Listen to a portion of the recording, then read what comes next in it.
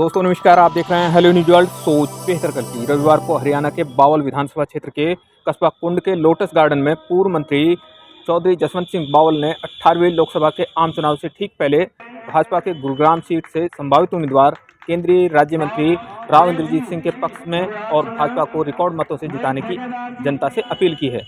यहाँ आयोजित कार्यकर्ता सम्मेलन में उन्होंने आम लोगों से एक अनोखा आग्रह भी किया। उन्होंने कहा कि लोकसभा चुनाव के प्रचार के दौरान काफ़ी नेता इस क्षेत्र में आएंगे, इसलिए वो इस चुनाव के दौरान केवल भाजपा के कार्यकर्ता की भूमिका में रहेंगे, उनके सिर पर कोई पगड़ी ना बांधी जाए। हम आपको बता दें कि इस कार्यकर्ता सम्मेलन में मनेठी को सब तहसील से पूर्ण तहसील का दर्जा दिए जाने, 3600 एकड़ में औद्योगिक हब की स्थापना पुनः बावल क्षेत्र में किए जाने, राम सिंहपुरा में डंपिंग ग्राउंड को केवल बावल के लिए कूड़ा डालने की जगह बनाए जाने, साहबी नदी क्षेत्र से अनउपचारित केमिकल युक्त पानी को गांव में आने से रोकने जैसी मांगें प्रमुख रूप से उठाई गई हैं। कार्यकर्ता सम्मेलन की अध्यक्षता फूल सिंह ने की। बाद में पूर्व मंत्री ने पत्रकारों के सवालों के जवाब भी दिए। आप देखिए हेलो न्यूज वर्ल्ड की ये रिपोर्ट। आप हमारी खबरों को लाइक और शेयर करना न भूलें और नई खबरें देखने के लिए आज ही हेलो न्यूज वर्ल्ड को सब्सक्राइब कर लें। देखते रहिए हेलो न्यूज वर्ल्ड, सोच बेहतर कल की। आप देख रहे हैं पत्रकार नीश विद्यार्थी की ये खास रिपोर्ट। आज मैंने उनका नंबर अपने फोन में फीड किया है, उसके आगे लिख दिया है जसवंत भाई मंत्री हरियाणा सरकार। आया ना? तो जब मंत्री हरियाणा सरकार, तो जोर से बोलो जसवंत भाई, जसवंत भाई। तो भाई हम आजकल टीवी में सुनते हैं, रेडियो में सुनते हैं, मोदी जी की गारंटी, मोदी जी की गारंटी, मोदी जी की गारंटी। तो मोदी जी की गारंटी से तो देश में भाजपा सरकार आ जाएगी। यहाँ जसवंत सरकार लाने के लिए मेरा मन से आप सभी साथियों को, खासतौर पे स्टेज पे बैठने वालों को और यहाँ उपस्थित लोगों को, आप अपने जन जन के भाइयों में जब बात करेंगे तो आपने कहना भाई जसवंत भाई की गारंटी है कि ये काम होगा, जसवंत भाई की गारंटी है, खो में ये काम होगा, मनेठी में ये काम होगा, बावल विधानसभा में ये काम होगा। कान्हा में जसवंत भाई की गारंटी को जाओ। आप सब जसवंत भाई के साथ पिछले 20 सालों से राजनीति में हैं और भाई साहब को तो मैंने पहले जब 8 साल पहले देखा था, आज ऐसे निकल, ऐसा लग रहा है जब बर्फ में निकल गया, वैसे के वैसे है और मुझे लगता है 20 साल पहले वैसे ही होंगे। तो आपसे मेरा यही निवेदन है, क्या कहना है, कौन सी बात कहनी है, अब सब समझदार हैं।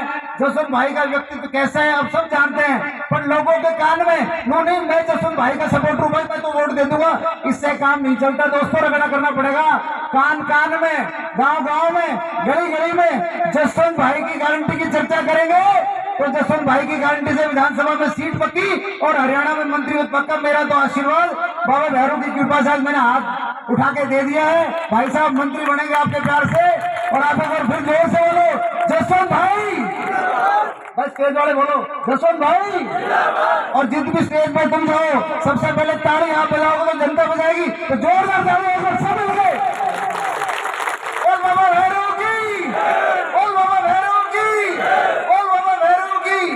और ये माला जो भाई साहब ने मुझे पहनाई थी, अब मैं जसवंत मंत्री को पहना रहा हूँ भगवान के आशीर्वाद से।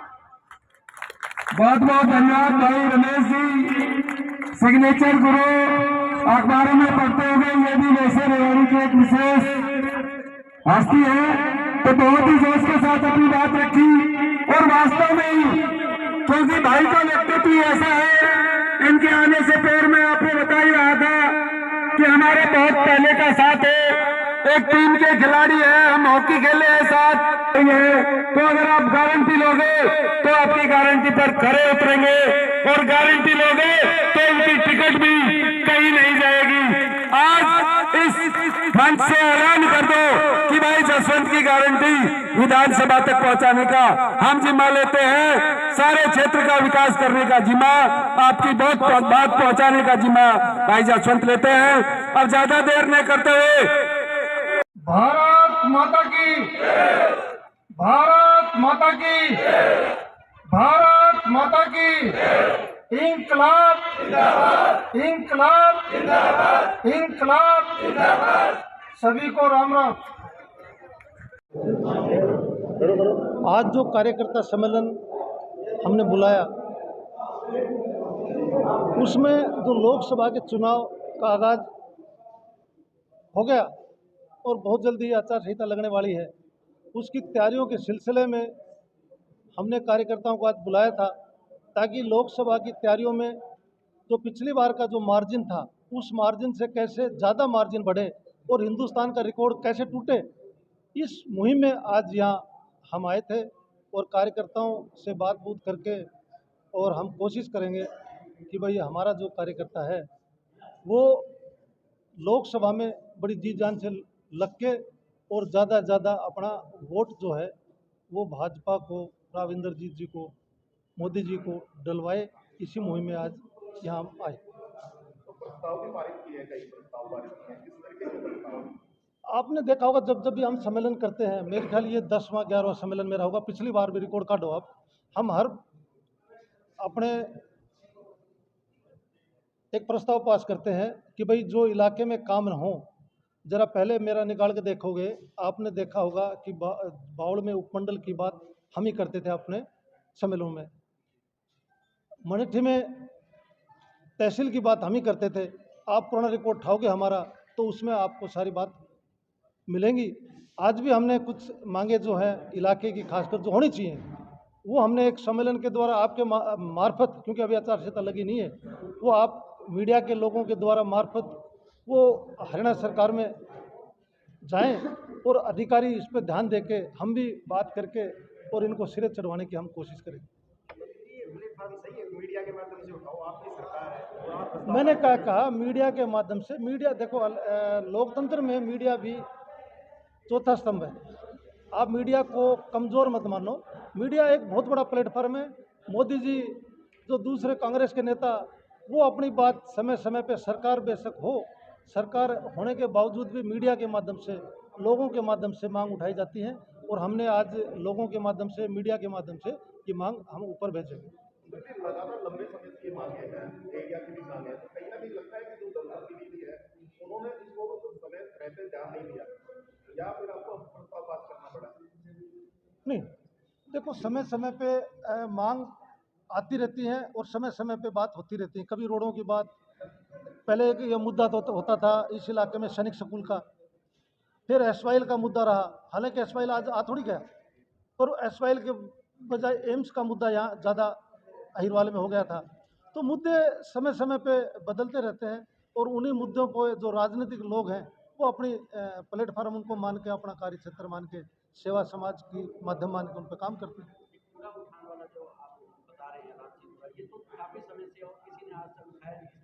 ना, मेरा पिछला एक बार मैं आपको कटिंग भी दिखाऊंगा, हमने जो पिछले बावड़ में किया था उस समय भी ये हमने मांग रखी थी कि वह जो नांगलिया में जो कूड़ादान है ये यहाँ से हटाया जाए, या फिर बावड़ बावड़ का कूड़ा ठीक है, आप रेवाड़ी का कूड़ा, आप मानेसर का कूड़ा, आप धावड़ा का कूड़ा, आप महेंद्र का कूड़ा, आप अटेली का कूड़ा, आप नारनौल का कूड़ा, आप गुड़गांव का कूड़ा आप यहाँ लाओगे, वो सहन नहीं। आप जनप्रतिनिधि, आप उनसे पूछो, मैं उनके बारे में जवाब क्या दे सकता हूँ, आप उन्हीं से पूछो। मंत्री जी, सरकार कहती है सबका साथ सबका विकास, भाजपा कहती है, आपकी पार्टी कहेगी, मगर जो 3600 एकड़ में लॉजिस्टिक पार्क बनना था, अब बनना था, वो बाहर क्यों चला गया? क्या वजह क्या मानते हैं, क्यों नहीं बन पाया?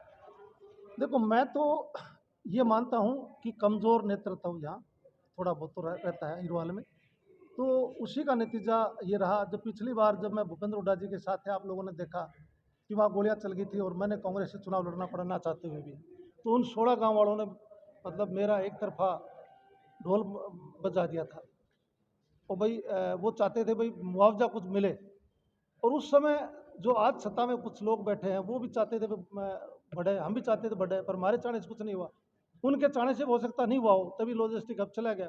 तो हम कोशिश करेंगे वो 3600 एकड़ दोबारा से बात करके वो 3600 एकड़ यहाँ आए।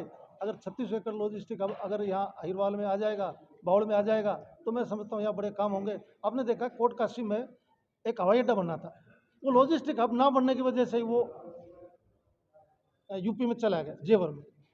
तो अगर वो यहाँ आता तो हवाई अड्डा भी यहाँ बढ़ता, ज़मीनों के रेट भी बढ़ते, रोज़गार भी खुलता, काम भी बढ़ते। आज देखो बावड़ में जो इतना बड़ा हॉट केक इंडस्ट्री होने के बावजूद भी मानेसर में ज़्यादा काम है।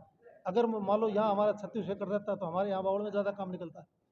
मंत्री जी, बात करें जो लोकतंत्र के अंदर चुनाव लड़ने का सभी का मन होता है, हालांकि विधानसभा चुनाव अभी दूर है, लेकिन कल मंत्री जी ने बयान दिया है कि जो बाकी नेता विचार कर रहे हैं वो अपना कुर्ता पजामा संदूक में बंद करते हैं, उस पर क्या कहते देखो, लोकतंत्र में सभी को अधिकार है कि वो चुनाव लड़े। लोकतंत्र में कोई अपने आप को बहुत बड़ा ठोड़ेदार समझता हूँ, मैं उसको उससे बड़ा मूर्ख आदमी सब नहीं समझता।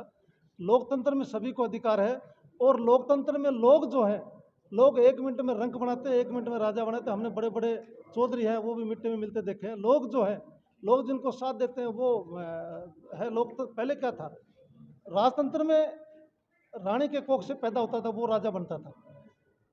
बाबा साहब अम्बेडकर ने अपने पार्लियामेंट में बोलते हुए कहा कि मैं ऐसी व्यवस्था करने जा रहा हूं कि जिससे रानी के पेट से राजा पैदा नहीं होगा, ढोल में जो वोट पड़ेंगी उनसे राजा पैदा होगा। और आपने देखा बड़े बड़े टाटा बिरला शहर के और बड़े बड़े बहुत बड़े जो कहते थे मेरी तो बड़ी भारी पकड़ है, वो अपने घर चले गए लोकतंत्र में। तो कोई अपने आप को लोकतंत्र में राजा ना समझे, कोई अपने आप को खुदा ना समझे। लोग हैं, सब देख रहे हैं, बहुत जल्दी ही उनको भी पता चल जाएगा उनकी हैसियत क्या है, वो जल्दी पता चल भी जाएगा। तो ठीक है, सबसे पहला